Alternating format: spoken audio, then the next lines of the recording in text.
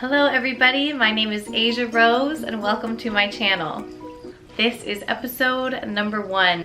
This is going to be an extreme learning process for me, and which is why at this point I would like to thank you wholeheartedly for spending your very precious spare time watching this. These are probably going to be rough for a while, which is definitely why I've been putting off this YouTube channel for years now.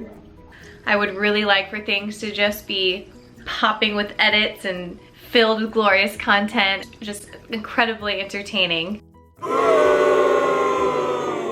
If I could have it my way, I would have million subscriber quality videos from episode 1. But I can't. It's just not gonna happen. I need to learn, and in order to do so, I must try. So here I am. These first videos are going to be rough. And by rough, I mean buckle up, strap in, going for a ride that we might not come back from. I'm gonna be learning how to edit, how to create engaging content with you, how to talk like you're right there with me right now, not just in this empty bedroom with the bright shiny light in my face. And you know, it's not always gonna be pretty. If I stick to this, I will be able to hopefully create something that might make like a small dent in the world. Now, as far as content goes, it's definitely going to be a free-for-all. I would like to just do whatever I want for a while, see how it goes.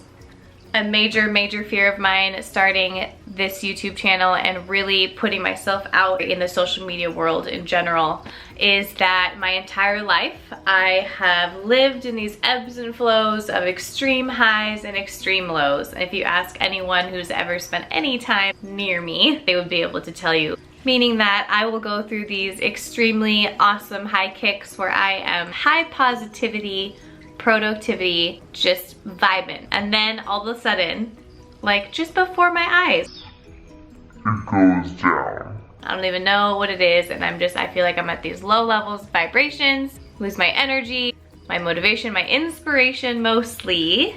And that's why I've been so scared of starting, because I didn't want to come on here and start a channel like, look, I've got this all figured out, I'm so happy, and then 6 months later we don't hear from me, or you start seeing me a totally different way. With that, kind of brings me to why I would like to do this channel at all, is to shed a little bit of reality to this world, and that most of us live in this way and in these ebbs and flows. Rather than be the expert, I thought maybe we could figure out together, because though I am still learning, I have taken some steps in trying techniques and tools to better handle my anxiety, produce more positive feelings, and I think that I have some little bits to share, and I know that there's a lot more to learn.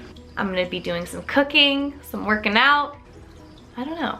And by I don't know, I meant sharing personal development strategies, exploring, trying new things, and getting out of my comfort zone.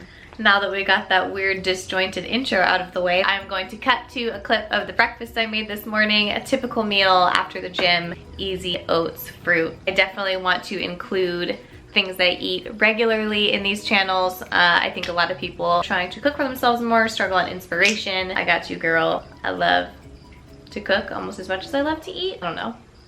It's a close tie. Hope you like it. You're gonna need whatever kind of oats you like. I've been into steel cut recently. Fresh strawberries. I got a little kiwi here, a nice big ripe juicy mango, eggs, and this is nutritional yeast, totally optional. I like to put it on my eggs. First things first, read the back of your oatmeal box and see how much water you need and get it going to a boil. In the meantime, start prepping any fruit you'd like.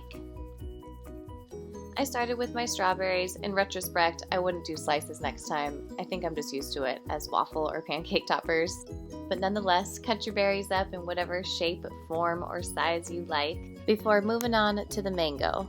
Okay guys, do you know how to cut a mango? First things first, remove that scary little death knob for a nice flat surface. Mangoes have big, oblong, flat seeds that we're trying to cut as much flesh off of on either side. Please watch your fingers, these suckers are slippery. What you'll be left with is a nice big meaty seed in the middle, but don't waste it. Cut along the skin on the edges as close as you can. peeling it back, revealing all the goodness still left behind. This was always one of my favorite parts growing up. Set the seed aside and focus back on your side piece. Never thought I'd say that. Make vertical cuts in one direction before quickly flicking the wrist and repeating another set of parallel cuts in the other direction. Be careful not to use too much pressure on your knife as to not pierce all the way through the skin. Next, use your thumb to pop those perfect little bites of mango out. Okay, settle down. Let's move on to the kiwi. I like to use a vegetable peeler to get some of that nice little furry fuzzy coat off. Cut your little ends off there, and I like to just keep these in big rings because I think they're just really, really beautiful that way. I mean, come on, look at that. Nature's jewels. Well, I guess jewels are nature's jewels, but okay, our fruit is prepped and ready to go, and while we were doing that, the water came to a boil. Pour in your oats, give it one little tiny grind of salt, cinnamon, and a stir. Cook on medium-low heat, stirring frequently, for about 5 minutes before removing from the heat, putting on a lid, and letting sit while you make the rest of breakfast. And finally, our last but not least component, eggs. I go between scrambling and frying them, scrambling when I'm being lazy, so, all the time. Some pink Himalayan salt and cracked black pepper, and give it a good whisk until nice and combined. Place a non-stick skillet on medium-low heat with a little coconut oil and pour in the goods.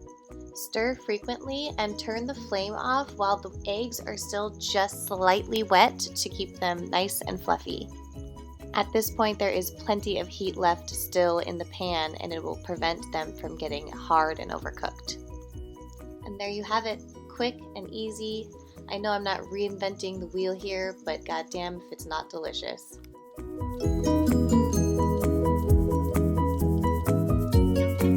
And that is going to conclude today's vlog. I hope that you liked it. If you didn't, I don't blame you. I hope that things just get better from here. Thank you so much for your time. I hope to see you next time.